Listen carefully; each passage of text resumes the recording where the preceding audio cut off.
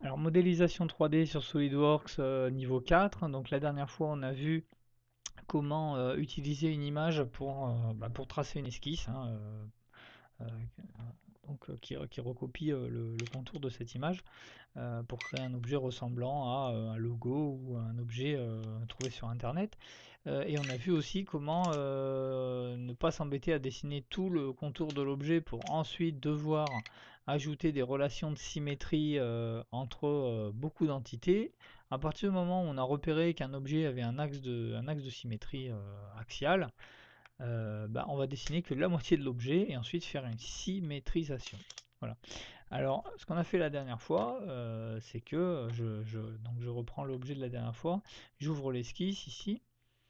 On a fait une symétrisation d'esquisse, symétrisation axiale d'esquisse, c'est-à-dire que donc je supprime tout ce qui est à droite.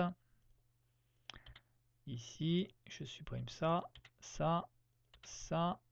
Ça supprime bien évidemment les côtes. Alors là j'ai un petit bout de trait qui dépasse. Quand on a un petit bout de trait qui dépasse comme ça, quand on est en mode dessin, on peut utiliser les ciseaux ici qui servent à ajuster les entités.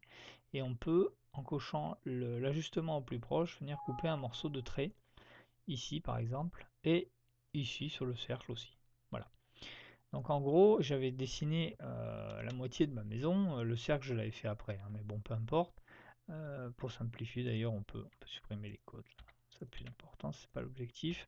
Voilà, on a dessiné la moitié de la maison et on avait fait ici une sélection et on avait utilisé la fonction entité symétrique, hein, c'est une symétrisation et ça nous avait donné ça. D'accord.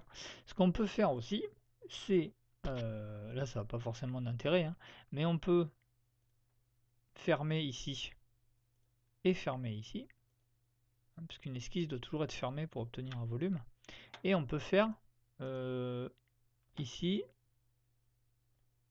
une extrusion. Donc là, elle était déjà faite, hein, puisque je suis en mode reprise d'esquisse, elle était déjà faite, donc je ne fais que valider. Et je vais obtenir le demi-volume. Voilà. Alors à quoi ça sert? À montrer qu'on peut faire une symétrie dans l'esquisse, mais on peut faire aussi une symétrie dans le mode volumique, puisqu'on a une fonction symétrie volumique ici. Euh, et donc je veux symétriser par rapport à quoi? Par rapport à cette face-là. Qu'est-ce que je veux symétriser? Ici, je viens dérouler mon arbre de création, je n'ai qu'une fonction, hein, donc j'aurais pu tout aussi bien sélectionner le volume créé, mais je vais le sélectionner ici pour montrer qu'on peut le faire. Je veux sélectionner cette fonction et je me retrouve avec une symétrisation volumique. Alors là, dans ce cas-là, ça n'a aucun intérêt de le faire après, mais on sait que ça existe. Alors j'avais parlé aussi la dernière fois de certaines fonctions justement qui n'étaient pas nécessaires de faire après la création d'une esquisse. J'avais dit le bossage extrusion là, euh, l'extrusion on peut le faire que après avoir fait une esquisse, mais il y a des fonctions on peut les faire directement. C'est le cas de la symétrie volumique que je viens de faire. Voilà, on peut symétriser un volume sans avoir besoin de faire une esquisse. Donc je vais le supprimer ça. Je voudrais montrer autre chose. Et je vais revenir en arrière. Et remettre... j'ai pas besoin de remettre les côtes finalement. Je n'ai pas forcément besoin. Ce que je vais faire, je vais refaire ma symétrie d'esquisse ici. Alors on a dit qu'on se mettait toujours face à l'esquisse pour travailler. C'était mieux. Donc on va se mettre en vue de face. Cette image, je vais la supprimer. J'en ai plus besoin. Voilà. Et je vais donc refaire ma fameuse symétrie axiale d'esquisse. Voilà. Alors là par contre je vais supprimer le cercle qui m'a servi à obtenir le trou dans le porte-clés. Pourquoi je fais ça? Pour montrer que ici effectivement on a fait un volume. C'est une étape. Ça correspond à la fonction design de l'objet, hein, j'ai mon objet. Et là je vais rajouter une autre fonction, c'est le perçage, pour pouvoir introduire mon porte-clés. C'est deux fonctions différentes, donc après tout je vais faire deux opérations différentes. Alors là ça n'a pas forcément beaucoup d'intérêt, mais c'est pour montrer que 1 je peux créer du volume, 2 je peux en enlever. Alors c'est-à-dire que ici je vais venir cliquer sur cette face là, et je vais venir créer une nouvelle esquisse. On n'oublie pas de se mettre en face de son plan de travail, en vue de face, pour le coup ça revient au même. Je vais refaire mon cercle, donc je vais venir aligner avec l'origine, donc j'attends bien d'avoir mon petit trait en pointillé bleu qui me dit que je suis aligné avec mon origine, et je fais le centre de mon cercle, puis mon cercle. Je vais lui mettre son diamètre, comme tout à l'heure, 4, et sa position par rapport à l'origine, avec une cote de 13 mm. Je refais la même chose en fait, sauf que là je le fais dans une deuxième étape, dans une deuxième esquisse. Et quand j'ai fini cette esquisse, je vais venir en fonction, et là je vais pas rajouter de la matière, faire une extrusion, je vais enlever de la matière par extrusion aussi, c'est-à-dire que je vais prolonger sur un troisième axe la forme de mon esquisse pour enlever du volume. Donc ici je peux faire un enlèvement de matière borgne d'une certaine épaisseur. Alors par défaut, il me met la même épaisseur que celle de mon objet. C'est-à-dire que je fais un objet de 3 mm, là il me propose un enlèvement de matière de 3 mm. Ce qui veut dire qu'il va faire un trou à travers mon objet. Alors il faut faire attention à ça, parce que si par exemple je veux faire évoluer mon objet, je clique dessus et je décide de le faire de 5 mm. Voilà. Je fais de 5 mm. Voilà, c'est bien, sauf que bah, le trou du coup il sort plus de l'autre côté. Alors si on fait pas attention, on va se retrouver surtout avec une découpe à la commande numérique ou à l'impression 3D, on va se retrouver avec un trou qui ne sera pas débouchant, il ne va pas sortir de l'autre côté. Voilà. Au laser, ça ne sera pas un problème parce qu'il va suivre en fait un plan, hein. C'est juste un plan imprimé, une découpe laser. Mais pour la commande numérique ou l'imprimante 3D, ça va poser un souci. Donc dans ces cas-là, quand on fait un enlèvement de matière, ici, et qu'on sait que quoi qu'il arrive, on veut que le trou il ressorte, et ben, au lieu de prendre l'option borgne, on va prendre l'option à travers tout. Et à travers tout, ben, quoi qu'il arrive, ça traversera tout. C'est-à-dire que si ici je modifie et que je mets 10, 15, 20 ou 25 ou plus, et ben mon trou, il sera toujours mon trou qui est dans une autre étape, on est bien d'accord, je viens de modifier l'épaisseur de ça, ben mon trou lui sera toujours à travers tout. Voilà.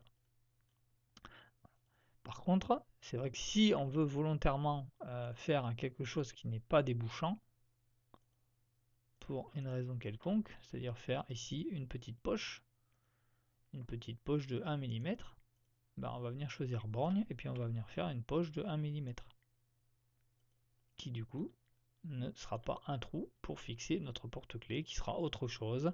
Ça peut être un endroit où on vient fixer un composant électronique, ça peut être un endroit où on vient faire une décoration, insérer un objet, voilà. Alors par contre là c'est pas un objet effectivement qu'on pourra obtenir en découpage laser. Le découpage laser va suivre le contour de l'objet. Donc à l'endroit où il va voir un cercle, il va découper.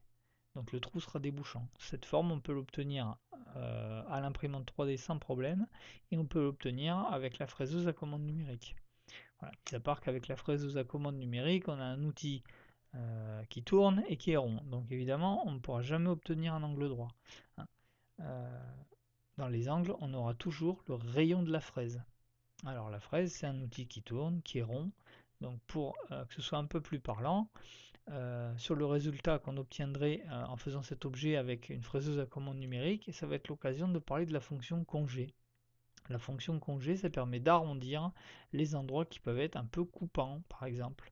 Donc si je fais un congé ici, là le rayon est beaucoup trop grand, hein, on va prendre un congé de 1 mm, et bien j'ai arrondi l'angle ici avec un rayon d'1 mm.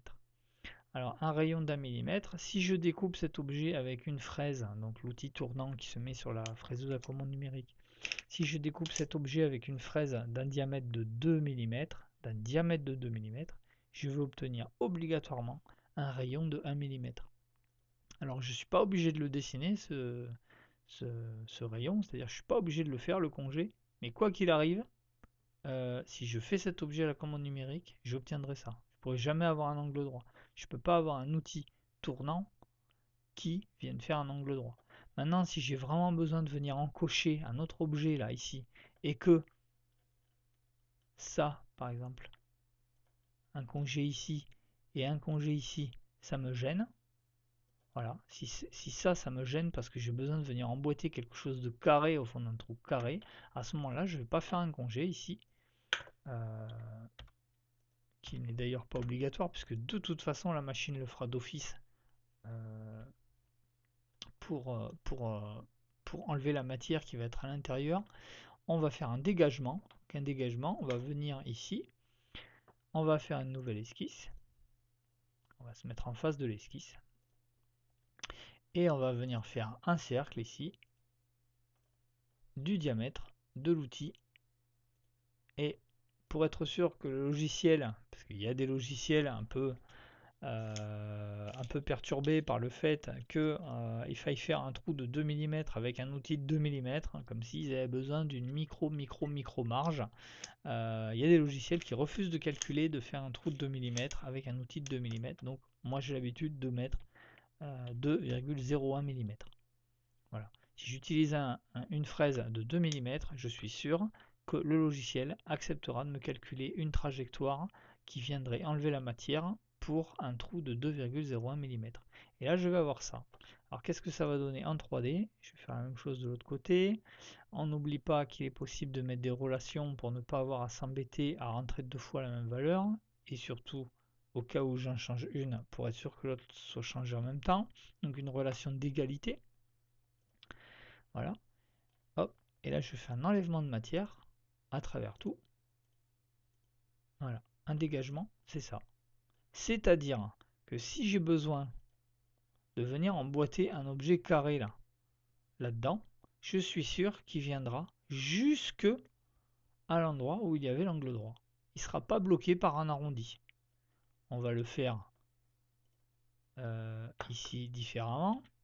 Je vais supprimer l'un des deux et je vais faire un congé de l'autre côté pour bien voir la différence. Ça, c'est ce qui va être fait d'office par un outil qui va dans un angle droit. Donc ici, je ne pourrai jamais rentrer mon objet. D'accord? Je dessine un objet là. On va dessiner un objet. On va dessiner juste une esquisse. Pour ceux qui n'ont pas compris, voilà, on va dessiner un rectangle. Voilà, imaginons que j'ai besoin de venir rentrer quelque chose là. Hop, je ne pourrais pas aller plus loin là à gauche parce que j'ai cet arrondi. Alors qu'à droite, il n'y aura pas de souci. Je pourrais venir jusqu'au bout de la fente puisque j'ai fait ce dégagement. Voilà. Alors c'est très gros, c'est très moche, mais parfois on est obligé de le faire. Voilà, donc aujourd'hui on aura vu la possibilité donc de faire une symétrie volumique. On aura vu la possibilité de faire une deuxième fonction, une troisième, une quatrième, en faisant une deuxième esquisse, une troisième esquisse. On peut aussi faire des fonctions volumiques sans faire d'esquisse, comme le congé, comme la symétrie volumique. Je la refais ici. Je vais symétriser cette fois par rapport à ce plan-là, l'intégralité de mon objet. Je vais obtenir ça. Sauf que je n'ai pas obtenu une symétrie de l'intégralité de mon objet. Et pourquoi? Parce que quand j'ai fait ma symétrie, ici, je suis venu cliquer ici. Et ici, c'est la première fonction, l'extrusion 1, qui est là. D'où l'intérêt de venir dérouler ici le petit plus et de venir vraiment sélectionner ce qu'on veut symétriser. Parce que là, si je veux symétriser la maison, mais pas le trou, pas le dégagement et pas le congé, c'est bon. Mais si je voulais symétriser l'ensemble, eh bien, il fallait que je sélectionne aussi le trou et aussi le dégagement et aussi le congé. Le dégagement, je n'ai pas sélectionné. Voilà. Et là, je vais pouvoir faire une symétrie de l'ensemble de l'objet. Donc, on a vu ça, la symétrie volumique, le congé. On a expliqué un petit peu la relation fonction et procédé, hein, c'est-à-dire que selon la machine qu'on utilise, on pourra ou ne pas ou pas faire une certaine forme. Et certains procédés d'obtention, comme l'outil tournant de la commande numérique, va obliger à faire par exemple un dégagement. Voilà.